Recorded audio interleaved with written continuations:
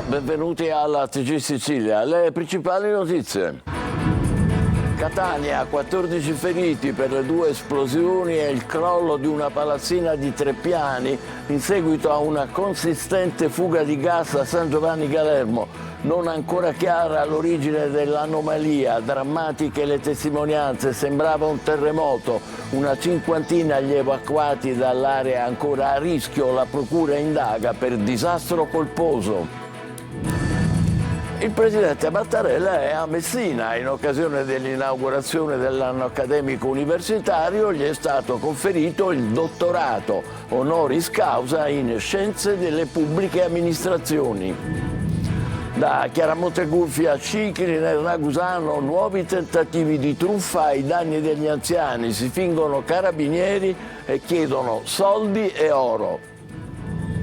A Palermo protesta di 1000 forestali davanti alla regione, chiedono una riforma che preveda per loro una collocazione definitiva e c'è chi attende la stabilizzazione da più di 30 anni. Calciomercato, il Palermo insegue poi Ampalo, a Catania arriva il difensore del Fabbro, il Messina concentrato sulla scelta del successore di Modica, Occhiuzzi in pole. Possiamo rientrare in diretta?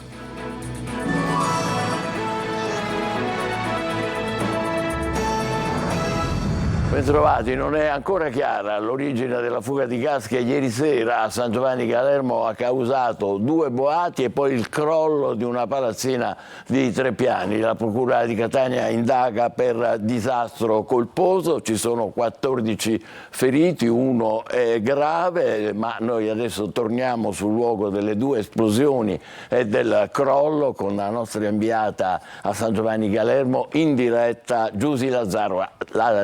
A te Giusy.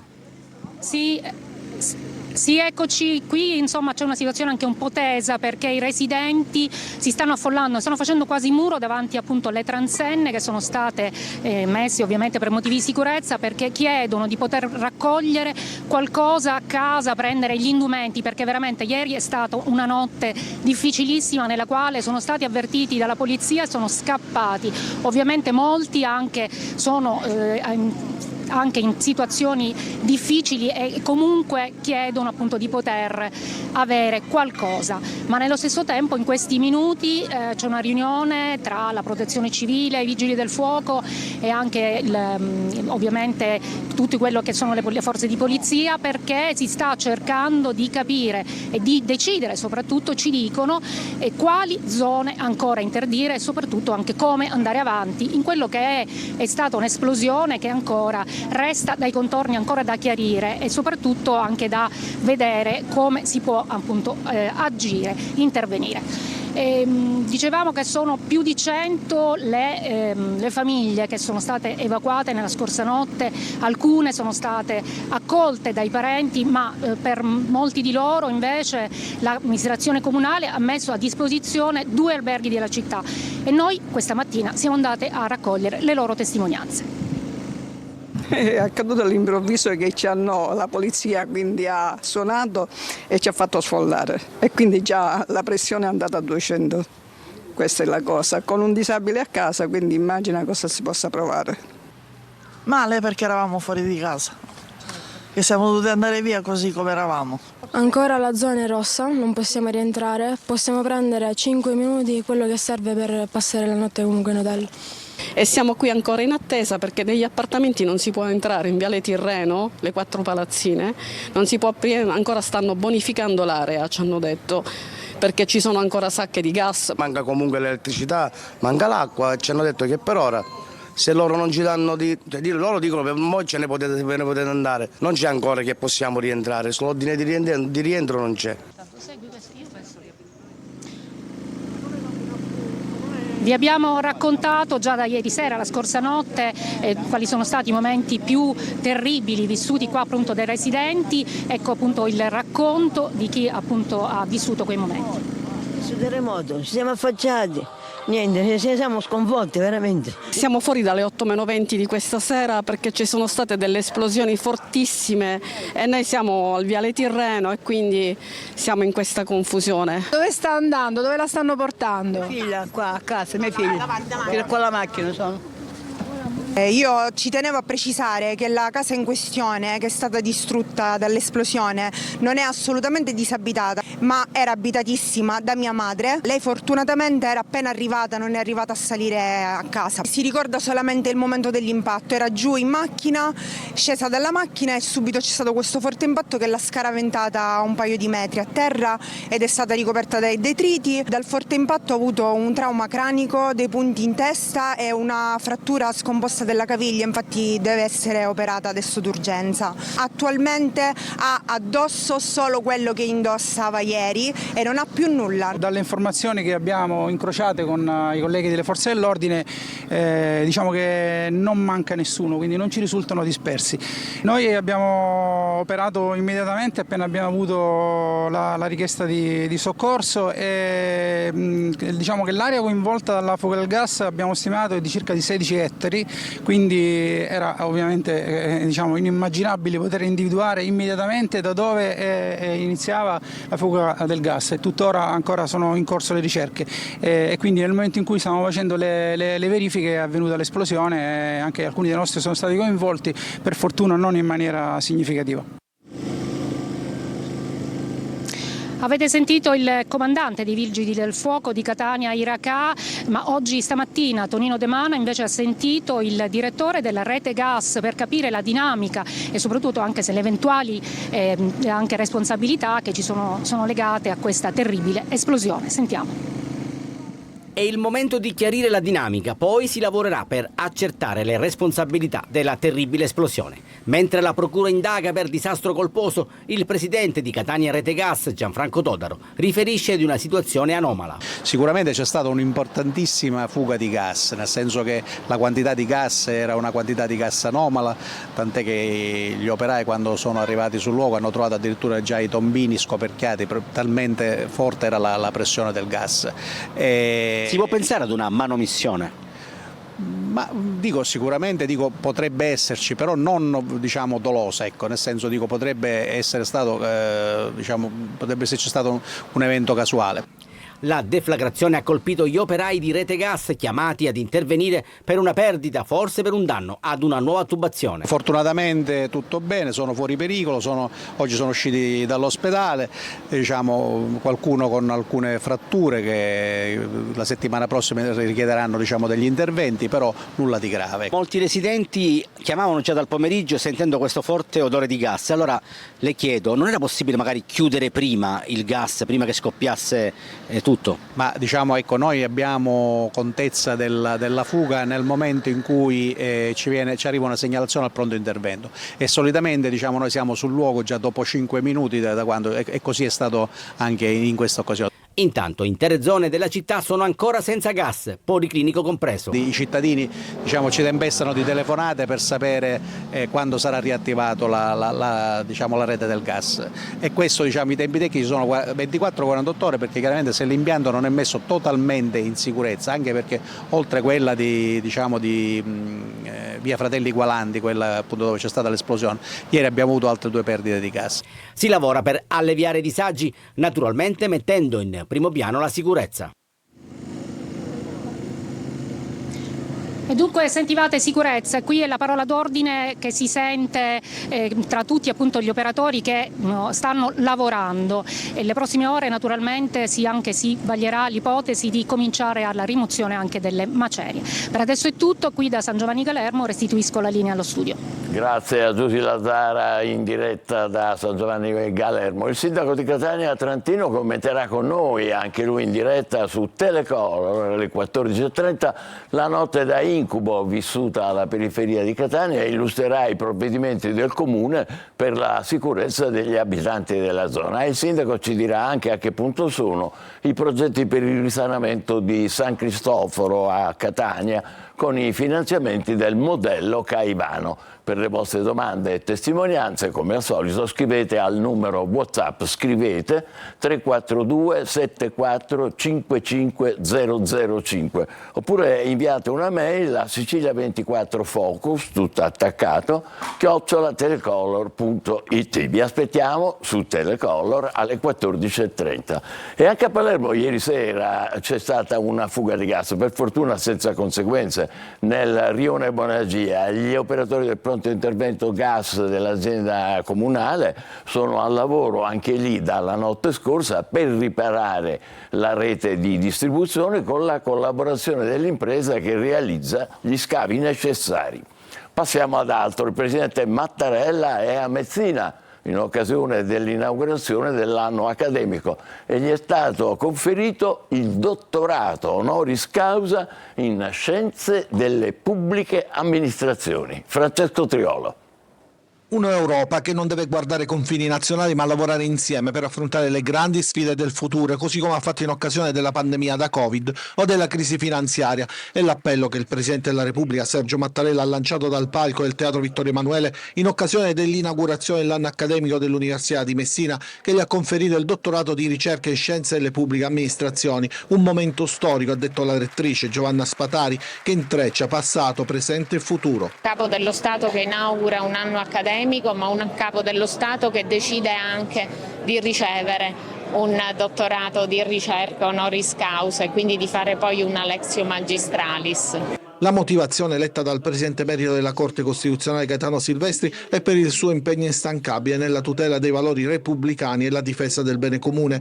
Il Presidente Mattarella ha ricordato come quest'anno cada il 70° anniversario della Conferenza di Messina, che mise la città dello Stretto al centro della scena internazionale, ponendo le basi per la realizzazione dell'Unione Europea. Questa positiva attitudine non appare tuttavia più sufficiente. Il tornante della storia che stiamo attraversando richiede di trarre le dovute conseguenze dalla consapevolezza che gli Stati europei singolarmente non sono in grado di fornire risposte adeguate alle grandi sfide del presente. Nella sua Lectio Magistralis Mattarella inoltre ha ricordato il processo di integrazione degli Stati che poi ha portato alla Costituzione dell'Unione Europea, un apparato che agisce e che fa agire e che rappresenta il futuro degli Stati e dei cittadini. A Palermo caccia al giovane che la sera fra sabato e domenica al Borgo Vecchio avrebbe violentato una 13enne scappata dall'ospedale dei bambini per incontrare gli amici. Gli investigatori vogliono interrogarlo mentre continuano a indagare per confermare il racconto della ragazzina. Maglio Viola. Una vicenda ricca di aspetti ancora poco chiari. Continuano le indagini della procura per confermare il racconto della 13enne che ha denunciato di essere stata violentata la notte tra sabato e domenica scorsi dopo essersi allontanata volontariamente dal reparto di neuropsichiatria infantile dell'Istituto Mediterraneo di Eccellenza Pediatrica dell'ospedale dei bambini a Palermo per andare nel quartiere Borgo Vecchio con un'amica più grande. Secondo il racconto della ragazzina, insieme all'amica avrebbe raggiunto un gruppo di giovani e con uno di questi si sarebbe appartata volontariamente, ma in seguito avrebbe posto dei limiti, travalicati i quali il rapporto sarebbe sfociato in violenza. La giovanissima sarebbe comunque tornata autonomamente la mattina di domenica. Nel corso della notte la ragazza avrebbe bevuto alcolici, ma non tanto da ubriacarsi, avrebbe fumato marijuana e infatti risultata positiva alla cannabis. Nel reparto ospedaliero, dove c'è anche la madre, anche lei con problemi di dipendenza, la giovanissima ha raccontato ai medici di aver subito la violenza. Gli investigatori della squadra mobile hanno ascoltato il suo racconto. Nella giornata di ieri hanno raccolto anche la testimonianza dell'amica e ora stanno cercando il ragazzo per interrogarlo. Sul caso hanno aperto fascicoli sia la procura ordinaria che quella dei minori. Il ragazzo ricercato infatti sarebbe più grande della vittima. La ragazzina è seguita in neuropsichiatria infantile dall'agosto scorso dopo una serie di inserimenti in comunità socioassistenziali. Nel suo fascicolo ci sono anche episodi di fuga dalle comunità.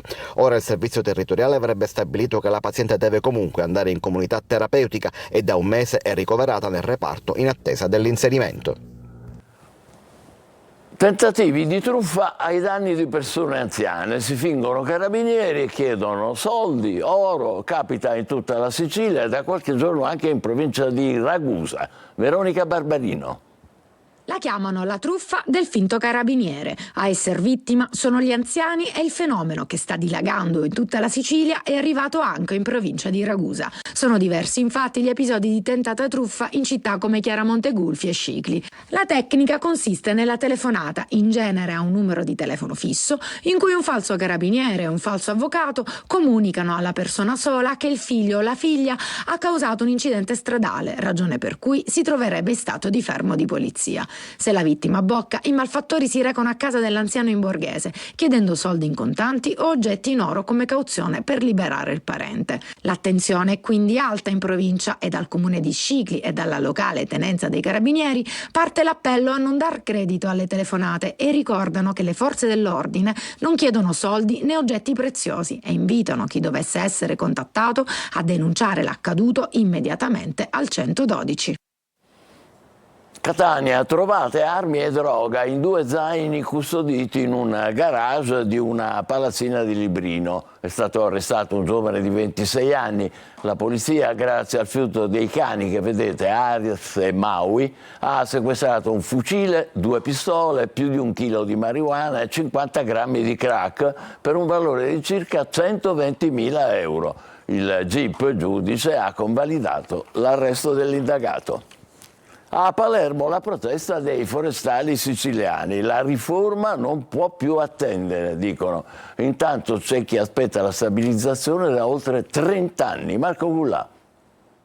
I soldi li devi mettere nella tutela del territorio. I forestali vanno stabilizzati.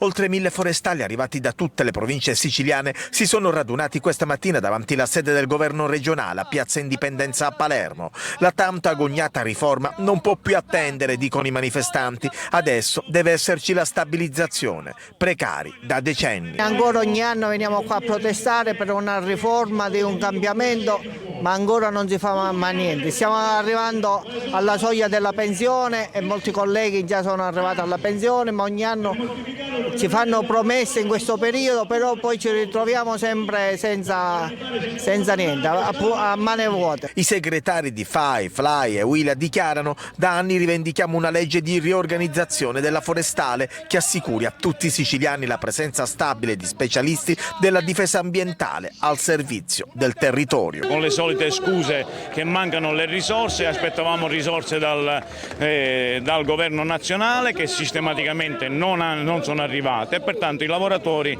laddove erano sono rimasti. Ci hanno detto li stabilizziamo in 3 anni, abbiamo pure concesso questo, ma dov'è la riforma che stiamo aspettando da questi 2 anni? Basta prese in giro, lo slogan della manifestazione di oggi. Chiediamo un po' di rispetto perché ognuno di noi, io ho giocato la carriera per andare sempre dietro alla forestale e ancora dopo 30 anni, io ho 30 anni di forestale e mi ritrovo ancora precario, quindi io potevo scegliere un'altra carriera e mi sarei ritrovato a 60 anni, quasi 60 anni, con una carriera dietro, invece no, sembra chiedere ogni anno, ma siamo sfiduciati, quindi non ci crediamo più.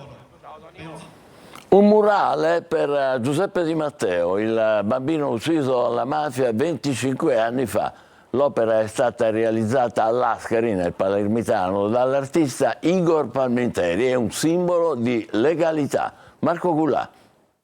Un delitto di mafia efferato, una cicatrice che mai andrà via. L'omicidio del piccolo Giuseppe Di Matteo, il bambino ucciso da Cosa Nostra, strangolato e sciolto nell'acido. Da qualche giorno l'artista Igor Palminteri, per rendere omaggio alla piccola vittima, ha realizzato un murale all'Ascari, in provincia di Palermo. L'opera, che è il frutto di un percorso partecipativo che ha visto protagonisti i bambini e le bambine dell'Istituto Comprensivo Campo Felice Lascari, ritrae il piccolo Giuseppe a cavallo, la sua passione. 25 mesi trascorsi in prigionia, quasi tutti dentro un buco sottoterra,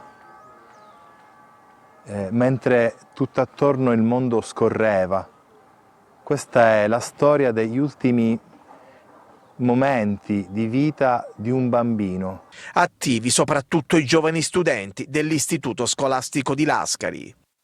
Una vicenda davvero terribile che non dobbiamo dimenticare. Adesso è il momento della nostra pausa, tra poco per il calcio, i movimenti in entrata di Palermo e Catania. State con noi, vi aspettiamo.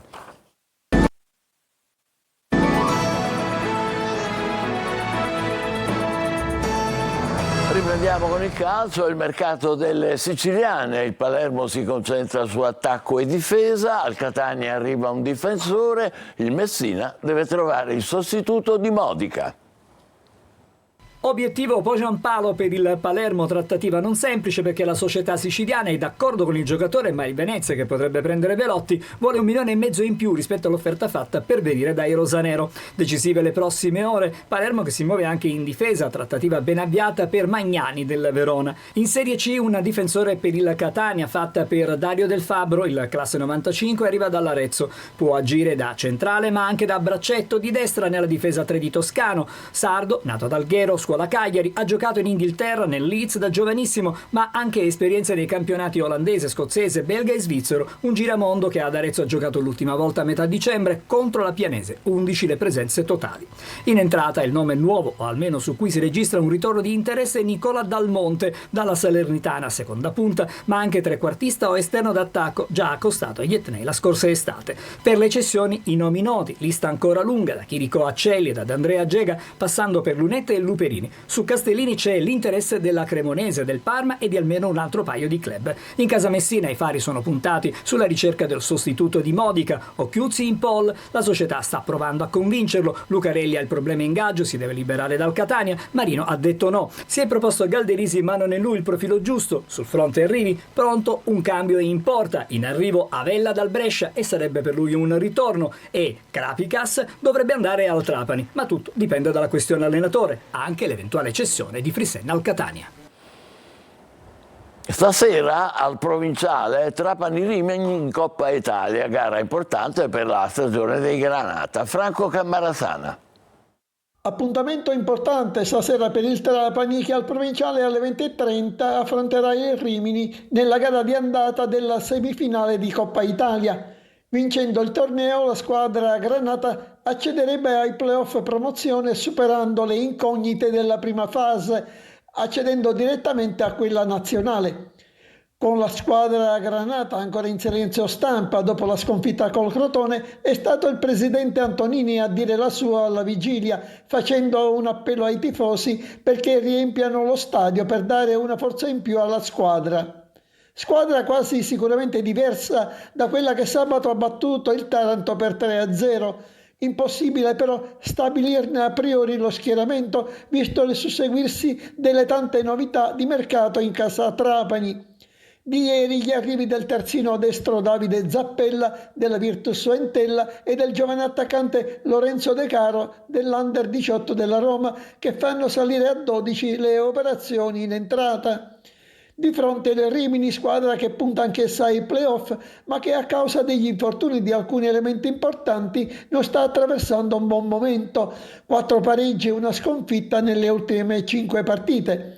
Fa però tanta densità a centrocampo e in difesa subisce poco, grazie anche alle parate di Colombi, uno dei migliori della Serie C. Il Trapani ovviamente cercherà stasera di far sua la partita, anche se a stabilire chi andrà in finale sarà quasi sicuramente la gara di ritorno il 12 febbraio a Rimini. Noi ci fermiamo qui, l'appuntamento per gli aggiornamenti e per le eventi, lo sapete, grazie per essere stati con noi, buon pomeriggio.